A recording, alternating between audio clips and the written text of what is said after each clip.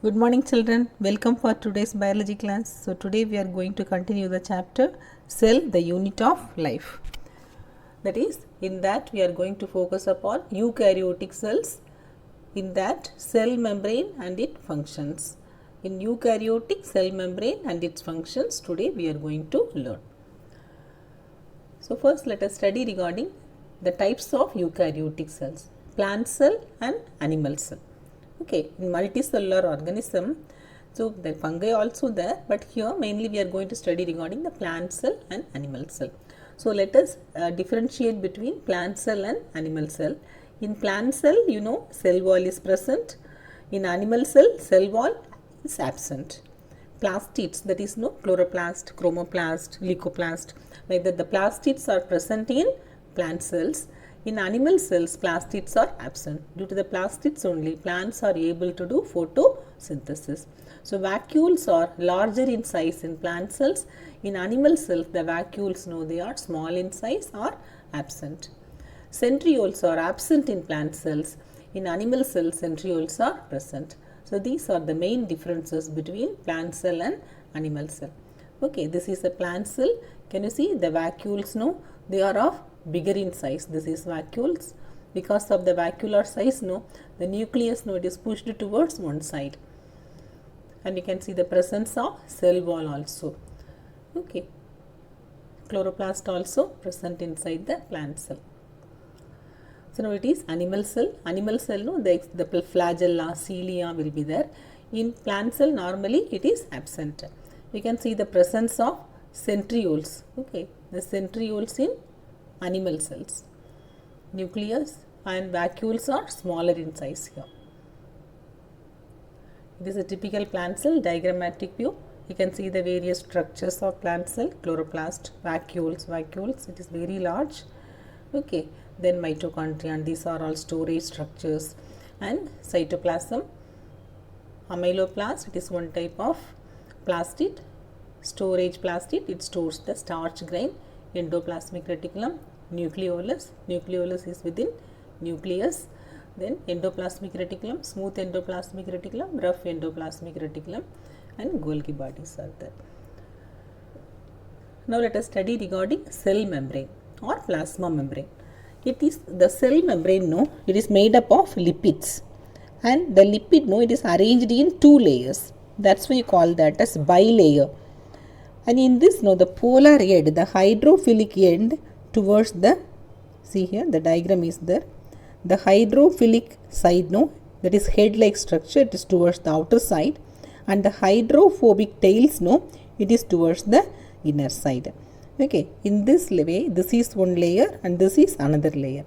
So like that, the lipid, it forms bilayer in the case of plasma membrane.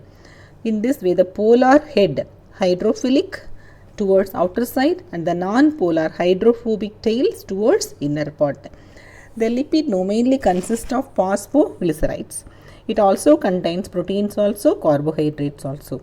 In human being, 52% is of about protein, and remaining 40% it can be of lipids. So the proteins may be peripheral, it can be on the surface, or it can be integral. So peripheral protein, it will be in this.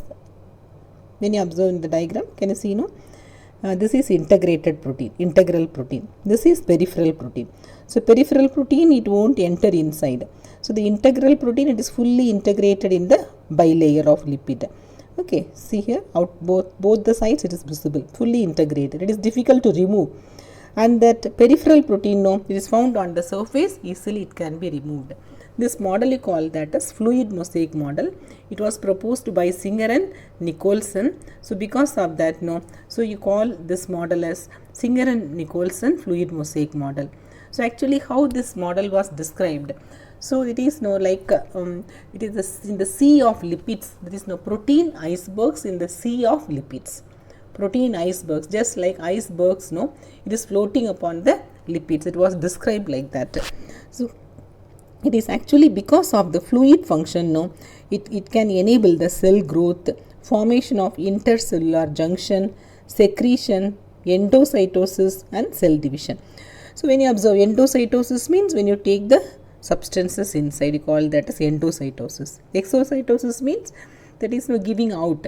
Endocytosis in amoeba, it is helpful in taking the food. By means of exocytosis, what they do? They will excrete the substances. Okay, so this is the bilayer of lipid. What I told you, hydrophilic head and hydrophobic tail. Okay, like this it is arranged. So here two types of proteins, integral protein and peripheral protein. This is outer side, it is hydrophilic, inner side no hydrophobic. Okay. So here can you see once again the other diagram showing the same only, but in some other way it has been depicted. You can see this is no integral protein, this is also integral protein. What is seen on the periphery, you call it as peripheral protein. Carbohydrate, glycolipids and other substances are there. What are the functions of plasma membrane?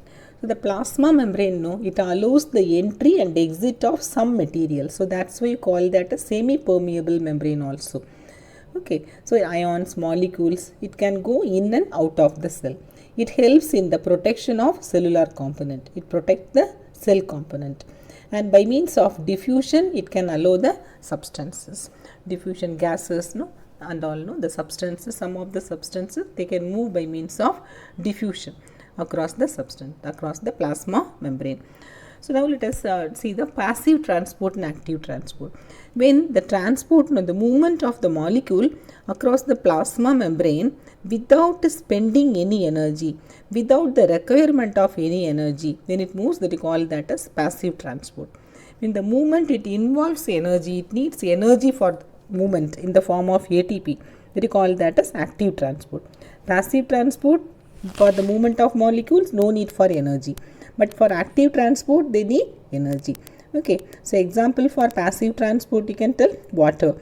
It can move across by means of osmosis. It can move even gaseous substances also. By means of diffusion, it can move from higher concentration to lower concentration. And active transport, so here the sodium potassium pump. Okay, so during nerve impulse conduction and all, so it occurs. That is no active transport. So here energy has to be spent in active transport. Okay children, hope you must have understood up to this. We are concluding and we'll meet in the next class. Thank you children.